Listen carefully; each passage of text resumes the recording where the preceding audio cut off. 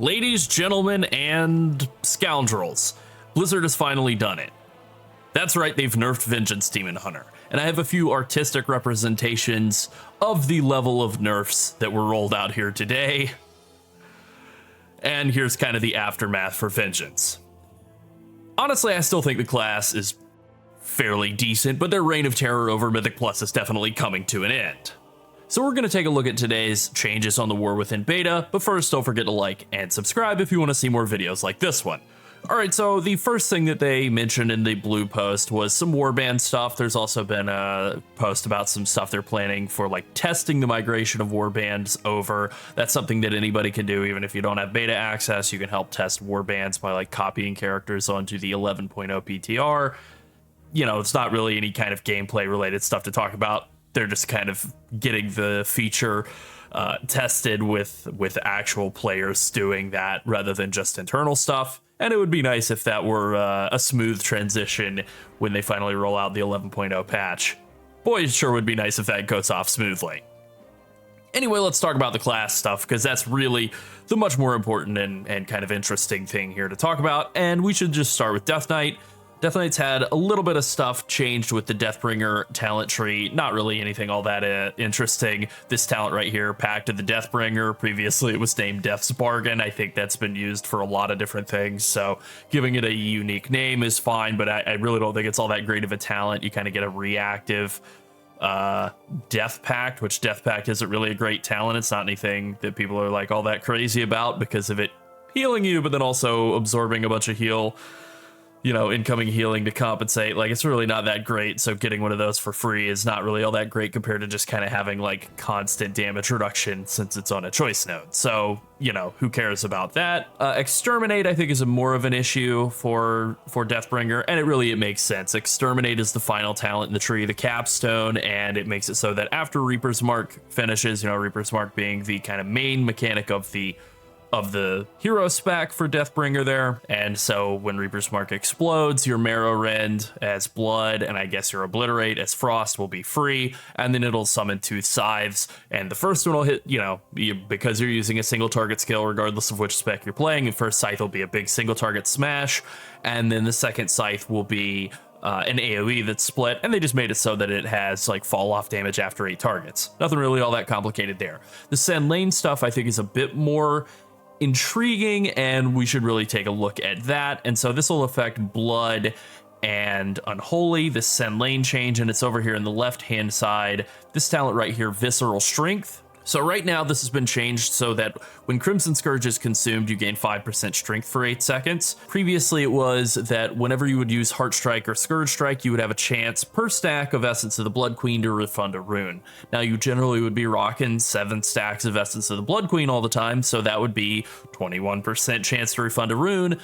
But if it's a Vampiric Strike proc instead of Heart Strike or Scourge Strike, then that would be doubled, so it would be about 42% chance to refund runes. So you just had this incredible overflow of runes all the time from that, and they've changed it to just completely be different so that when you consume Crimson Scourge, you get 5% strength for the next 8 seconds. Now I do think if I just spec down the tree here, pay no attention to the directions that I'm going, I'm just Christmas treeing my way down to get to a oh, here we go. Right, I went right by it. Perseverance of the Ebon Blade, right? So when you consume Crimson Scourge, you get 6% versatility for 6 seconds. This is a talent that's already in the blood tree. Very related. You know, it's basically the exact same idea. It's Visceral Strength. You use Crimson Scourge, those Death and Decay procs that you get for free just by auto-attacking, and now you get both strength and versatility. I think given the competition, you probably are going to run Perseverance of the Ebon Blade and Visceral Strength. You know, maybe not. Maybe Relish in Blood is a better option still. Either way, you know, it just kind of creates this idea that like casting Death and Decay, specifically casting those Crimson Scourge procced Death and Decays, really is like gonna give you a little pop of extra value. The proc chance on Crimson Scourge, I looked this up earlier because it's one of those things that you can never remember, like, you know, is Crimson Scourge, is it just a proc chance on auto attacks? Is it a procs per minute? And actually it's a 25% proc chance on auto attacks, which is more than I remembered it being. And so with you know, with auto attack speed being what it is for Blood DK because of Icy Talons, you do get those procs fairly often, so you're probably going to have a decent amount of uptime on Visceral Strength and on Perseverance of the Ebon Blade if you're going that route. So, you know, you're basically always going to be in Death and Decay. You're always going to have Sanguine Ground active, but now you're getting a little bit more juice on top of that as well out of Visceral Strength. Not really all that huge, basically winds up being about 3%, 2 to 3% more strength. Infliction of Sorrow was also nerfed. This is the talent right above it. You know, whatever for ordering on the blue post, that's fine. This is just simply the talent that when you Vampiric Strike an enemy that's affected by Blood Plague, it extends the duration of the disease and deals a percentage of the remaining damage. And then after Gift of the Sand Lane ends, your next Hard Strike or Scourge Strike would consume the disease and do, previously it was 200% of the remaining damage to the target. Pretty big burst of damage. That's been cut down to 100%. Kind of gotta say I saw that coming. That's not really all that's a big of a surprise. It really was a pretty big pop of damage. And, you know, the gameplay loop is still the same. Your Vampiric Blood ends, you hit Hard Strike, it does this big pop of damage, you hit Blood Boil and reapply Blood Plague, and then you proceed as normal. Like exactly the same gameplay loop, it's just a small damage nerf. That's fine. And then the blood beasts over here in the right hand side, the Blood is Life. These bad boys have had a lot of problems with being able to proc. They have allegedly fixed the issue that was preventing them from spawning a couple of times. So hopefully this is the charm. That would be great. Now, Blood also finally got its new talent in, and that's part of why I've pathed down here. Bloodied Blade, I did play around with this a little bit just in the start of a couple of dungeons. I just went into dungeons and played around and just kind of looked at, like, parrying attacks, seeing how long it takes to get going. It does have a very short internal cooldown, 500 milliseconds, so half of a second. So you can't just proc, you know, you can't just parry 8 attacks all at once and instantly proc this in 1 second, but, you know, you can realistically proc this in like 5 or 6 seconds if you're being attacked by enough guys, and you have enough parry chance, such as, you know, you're using Dancing Rune Weapon, you gotta, you know, something like that going on. A lot of mobs attacking you while you're parrying a lot. You can maybe get this to proc, you know, every second or maybe every half second if you're really lucky. And the way it works is that parrying an attack gives you a charge of Bloody Blade, which increases your strength by 0.5%, and that goes all the way up to 4%, and it's a 15-second duration buff. If you get to 8 stacks, then the 9th parry will consume all of the charges to Heart Strike for 200% effectiveness and increase your strength by 10% for 6 seconds. A lot going on with this talent, but basically it's just all passive. I did play around with it, like I said, and I was just getting like totally passive Heart Strikes. You weren't having to like press Heart Strike in order for it to work. It would just be that you would parry 8 times, you'd have 4% more strength, you know, sort of that ramping buff on the way up, and then the 9th parry would come along and all of those would go away, and now you'd have 10% more strength. So you do get a reward, not like a punishment, not a loss of stat bonus. And then also you would get a Heart Strike that does double damage and, you know, just gives you a lot of value. A lot of runic power as well. I did feel that it gave me a lot of runic power, so like playing around with that, I did really like the way that was working. I did feel like, since I want to actually have a real talent set up here, just playing around with this in not Mythic Plus at all, the normal Plus, I did find that it was a little weird for like actually fleshing out the talent tree. I did find that was a little interesting. Let's see, how did I have this set up? Here we go. I had it set up like so. So I was using Bloodied Blade and Sanguine Ground since they're both so nice. I was playing with Bloodshot. And then, you know, you kind of, I feel like if you're going to take Bloodied Blade and Sanguine Ground, which I do think you want to do, kind of means you have to make a decision between like Umbilicus Eternus, which is hard to give up when you're taking Imp Vamp Blood and doing all the Sanguine Sand Lane DK stuff. But ultimately that was what I did in playing around in some of these dungeons and, you know, very like green gear, whatever, very bad gear. With no enchants even. You know, the alternative would maybe be dropping Carnage or maybe Bone Storm. I don't know. I don't think I even remembered to hit it. I didn't have any like weak auras or anything going on. I wasn't really like giving it all that serious of a try. But yeah, the idea of having this Bloodied Blade where you're getting in AoE situations, maybe every 10 to 15 seconds, you're getting a free extra Heart Strike that does a bunch of damage. And then also you're getting kind of this rolling strength buff that ramps up a little bit. pretty small, only 4% more strength. That's not really all that much, but then turns into this 10% strength buff for a little while and then ramps back up. I think that's pretty cool. Now in single target situations, especially like raid boss situations, unless it's like some sort of very different kind of raid boss design, something that is like dual wielding or is just auto attacking very, very quickly, you could very realistically go between, I mean, you could have this debuff fall off, just like expire.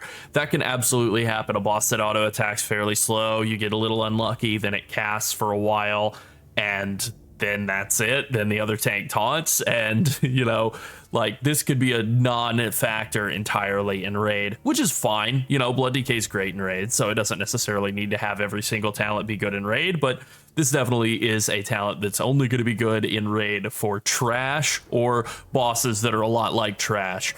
So, you know, in terms of like, I was very excited to see what this would be. For me, thinking about it as more of a raid type of player, high-end raiding focused player, I'm a little underwhelmed by it, but I do think it's pretty sick for AoE and Mythic Plus, and that is kind of where Blood DK has struggled in the past. I don't think this is going to fix that problem at all, but it does make them even juicier at the start of pulls. Now, there was also some reshuffling to the Blood DK talent tree. As I said, several talents have moved, and we can see that right here. Gorfine's Grasp and Tightening Grasp have moved.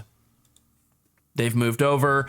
Additionally, Reinforced Bones has moved over from here. Rune Tap has moved over to the right side, so it's not really mandatory for any pathing at all. You can totally not ever have to think about Rune Tap again. Unfortunately, Blood Tap still requires either going through Gorfine's Grasp to get, or going through Leeching Strike, which Leeching Strike, still kind of bad. You know, you do get these free Bloodied Blades, so like, I guess a free extra Bloodied Blade that triggers could, I mean, Leeching Strike, it's bad. So I don't really think it's going to get any use. I don't necessarily think you even need the runes from Blood Tap, especially in AoE when you're running Consumption and Carnage. As long as you're making good use of Consumption and Carnage, I think you're good. I don't think you really need that extra rune generation. You know, some of the playing around and forgetting to hit Consumption at all. Yeah, I did feel rune starved in those situations, but as soon as I remembered I had Consumption, and then especially once I got a few Carnage procs here and there, I felt fine. I didn't feel that I needed Rune Tap or Blood Tap at all. Definitely never felt like I needed Rune Tap. You know, Rune Tap, it's not all that useful. Blood Tap, it's kind of squirreled back in there, really hidden away behind some like situational talents at best, questionable talents, we'll say. A couple of other changes for DK, very small ones. Obliteration has now also got the effect that when Pillar of Frost is active, it makes your Frost Strike more expensive to also deal more damage. I think that's pretty good. You know, one of the things that's always been kind of an issue for DK during those Pillar of Frost, like Obliteration Pillar of Frost, is that you're over capping on resources. So I think that's actually one of those things that sounds bad but could be good. And then one that I really liked in here was for Unholy. Unholy Blight is now totally passive, so that removes a keybind. I think that's good. And instead of proccing on you, it procs on your ghoul when you use Dark Transformation. So when you use Dark Transformation, your ghoul will be surrounded with a bunch of insects. It'll do, it'll apply Virulent Plague to them, and then also an Unholy Disease that deals damage over time and stacks rapidly. So as long as your ghoul isn't like running around being stupid and it's actually sticking to the target, I think that's good. I would rather have it swirl around me. I'd rather have it swirl around both of us. I think that would maybe make more sense, like thematically, for DK anyway, for both the Death Knight and their ghoul to swirl with Unholy Blight. But you know, it would definitely be nice to not like lose that because of bad pet AI. So I do think that's probably something they should think about. Just anytime they're designing anything that involves pets, they should be thinking about bad pet AI, right? Okay, now let's get to Demon Hunter, and let's get to the like annihilation of demon hunters in the form of the destruction of illuminated sigils. Illuminated sigils, as you can see now, this has been suggested by players for like 5 months now, and finally it came to fruition. Sigil of Flame is the only sigil affected by illuminated sigils now. So Demon Hunter is no longer going to have 2 sigils of silence, no longer going to have 2 sigils of chains, no longer going to have 2 sigils of misery. It's only going to have 2 sigils of flame. And then they also threw a little bit of cooldown reduction for the Sigil of Flame, 5 entire seconds to compensate. I still think, you know, with Cycle of Binding having been nerfed, with the current tier set going away, I still think that Vengeance Demon Hunter is going to be really struggling to maintain super high uptime on Sigil of Flame in the future, and this is kind of what we've expected, but it did finally happen. I am a little surprised just that they actually did do this. I mean, this is it, right? I've got the entire list of Vengeance Demon Hunter changes in the War Within Alpha and Beta so far. On screen right now, I've just highlighted all of the changes. I'm not like upset about it, but I am surprised that this is all that they've done. Now, as for the Eldrazi Reaver hero spec, they have actually given this some changes. Mainly what they've done is they've taken a lot of stuff that was baked into this top level talent here, and they've kind of moved it out into some separate talents. Fury of the Eldrazi now makes it so that when you have built up that Reaver's Glaive by generating all these or consuming all the soul fragments required and then throwing out Reaver's Glaive, your next soul cleave will do some extra glaive slashes. Initially, I thought these would be extra soul cleaves. I thought it looked really sick. Unfortunately, it's just like basically glorified auto attacks. And it's worded a little weirdly, but basically if this is your second hit, then it'll do 6 extra slashes. This is already in the Art of the Glaive talent. They basically just made this talent be not like, you know, the size of a phone book. Oh my god, I'm 1,000 years old. And then Reaver's Mark, same thing. This was also in here, and they've made it so that like now it's its own separate talent. If you shear or fracture, it works with fracture. I mean, I just double checked to make sure they didn't mess anything up or what, you know, of course it works with fracture. So if you've Reaver's Glaive and then you shear, you'll make the enemy take more damage from you for the next 20 seconds. The proc frequency on this is somewhere in the range of like 40 to 45 seconds. So that's about 50% uptime. And in single target, you know, if you soul cleave first and then shear, that means you're getting 30% more damage on that target for 20 entire seconds. And you're getting about 50% uptime on that. That's pretty good. You're also getting the combination of that and Thrill of the Flight, which gives you attack speed and damage and healing. 30% more damage and healing for 10 seconds on about a 40-second cooldown. It's pretty good.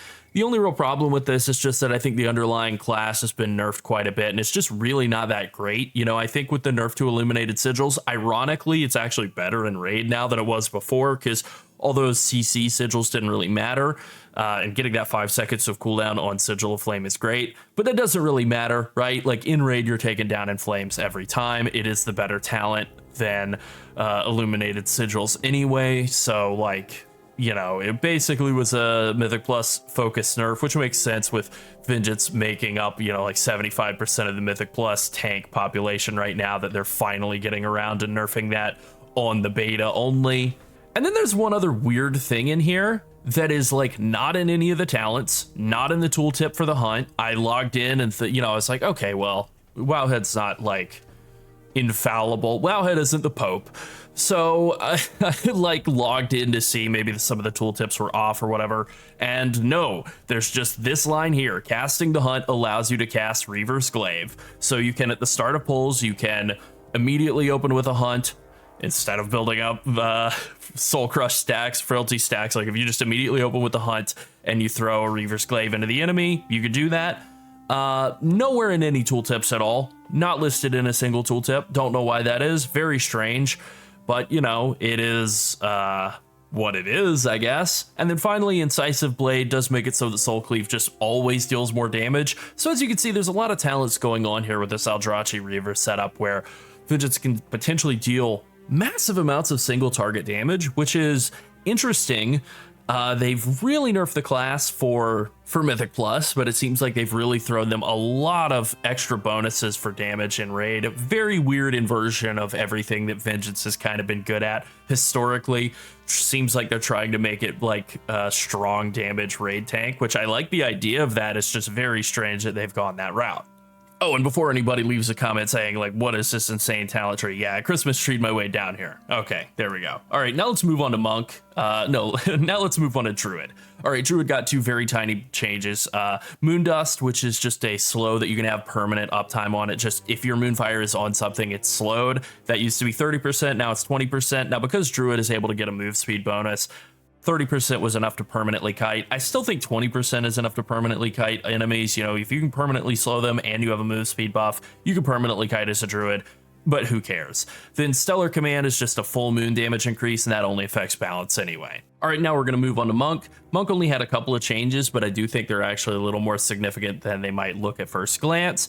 So for Brewmaster specifically, Heightened Guard, which is this talent down here beneath Ox Stance, was changed so that Ox Stance is when you cast Purifying Brew, you get a charge of Ox Stance, and then if you take a hit that is larger than 60% of your health, that's pre-stagger value, but still a pretty big hit, then you'll consume one of those charges of Ox Stance, and you'll get a larger stagger value. Good idea, good concept. Getting more stagger value is always a good idea, and then that like feeds into purifying more. Again, Christmas treed my way down here to this talent. Don't worry about the setup. So Heightened Guard makes it so that if the hit is larger than 40% of your health, which means it's going to trigger way more often. You're going to get hit with way more hits that are 40% of your pre-stagger health than 60%. I found that playing around with the baseline Ox Stance in Raid, it wasn't really absorbing a lot of hits. There were some where it was absorbing, and it was definitely good, you know, tank strikes mainly, but just like auto attacks, it wasn't doing anything. I don't think that's going to change for auto attacks, but, you know, maybe. Previously, this was 50%. Didn't really think it was worth taking. Still don't really think it's worth taking. I think it's pretty situational, but it is at least better now.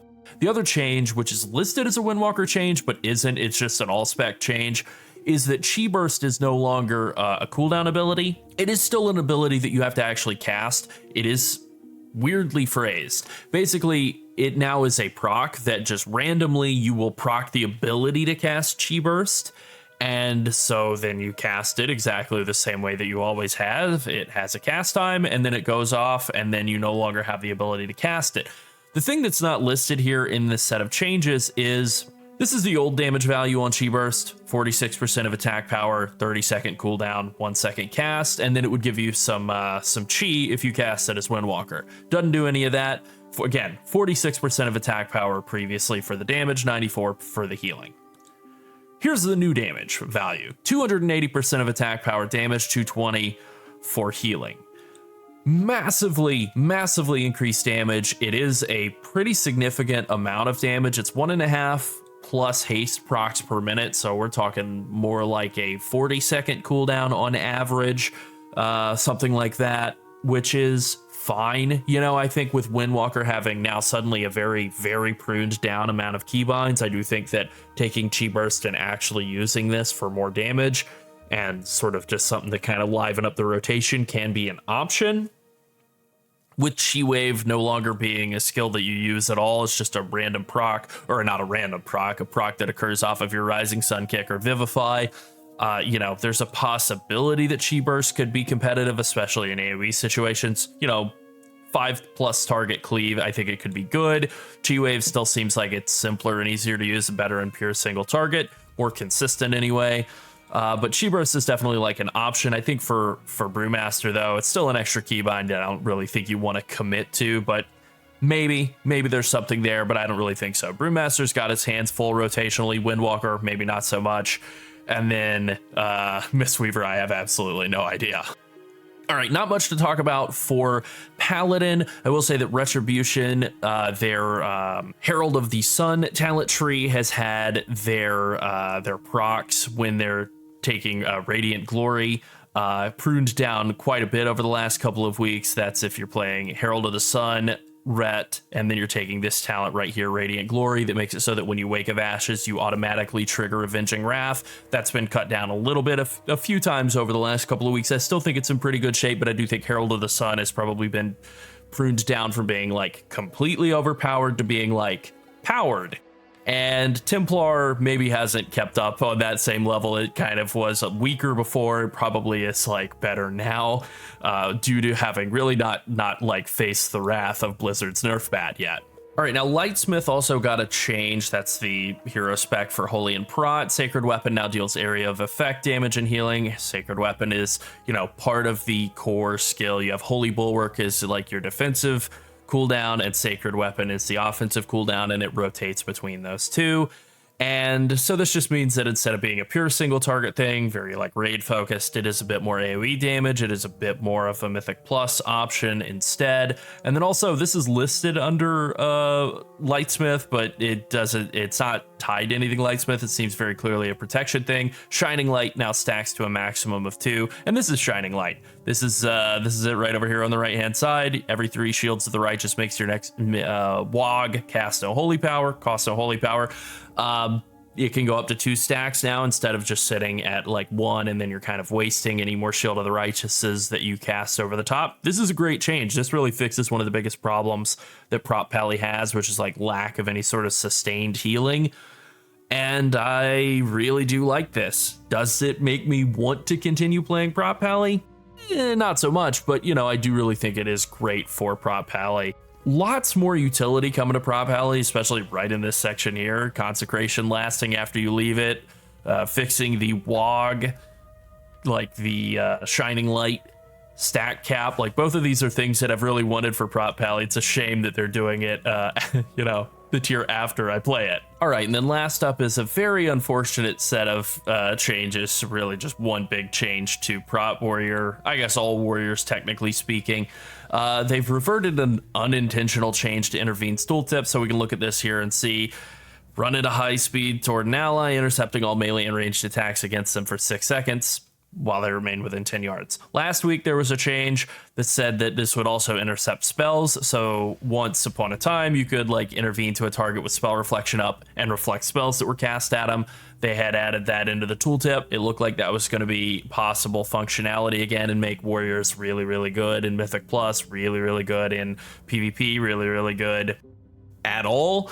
And unfortunately, it seems like they are killing that, and that sucks. Well, all right, I think that pretty much covers it. Pretty good changes for Blood DK. I do think a lot of people are going to be excited about the addition of Bloodied Blade. I think even more people are going to be excited about the annihilation of Vengeance Demon Hunter. And yeah, you know, I kind of am too. All right, thanks for watching. Bye.